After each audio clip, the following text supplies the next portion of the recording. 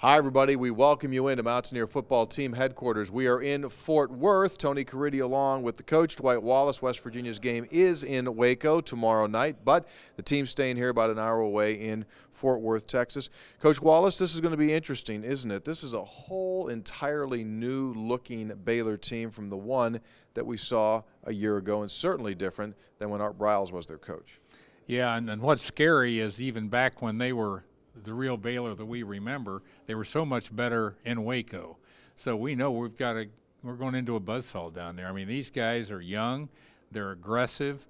They've been in all the games right up to the fourth quarter. They scored 41 against Oklahoma, and we've got our hands full with these guys, and yet they're winless right now. So they're hungry. They've been on the road for a month, and so I think they're going to be ready. We've got to be ready too. Yeah, from the West Virginia perspective, the Mountaineers come back from 18 down last week, second largest comeback in stadium history. What do you think that normally does to a team when they do something like that? Help? Oh, I think so. I think it gives you confidence. You're never out of a game. You know, I always worried about the smart guys on the team. They start looking up there and they say, gee, 3 minutes to play and we're down 10 points or we're down 14. Nah, no way. We can't. You can't think that way. You can't be one of the smart guys. You got to play right to the very end. Funny things happen in this game. And last week, the fact we came back 29 straight points to win that thing, that's got to say, hey, guys, we're always in every game, and we can do it. So, yeah, we should be battling everybody through the fourth quarter. West Virginia's receiving corps continues to gain notoriety, and obviously Will Greer is having a fantastic season.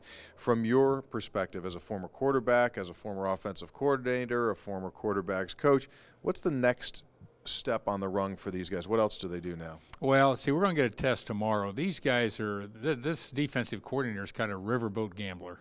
So we're going to get everything. We're going to get blitzes from all over the place, and so it's going to be a real test in patience. We're going to be forced to go to checkdowns. We're going to be checking into different plays. We're going to have to be patient on getting that big play. It'll present itself because that's the way they are. They're gambling. They're going to give us opportunities, but it's not going to be maybe when we want them. So I think this will be a real test of patience. There'll be a lot of discipline involved, everybody reading hots and doing their conversions and all that. So I think a real test for us in this one. Yeah, and I think one thing Dana Holgorsen definitely wants to see is his team's ability to run the football. They did not do that well last week, and he has been banging them all week long. We'll see how that comes through. Kickoff is set for 8 o'clock. Our pregame coverage on the Mountaineer Sports Network radio side begins at 4:30. We invite you to join us. Along with Coach Wallace, I'm Tony Caridi. Thanks for being with us here on Football Friday.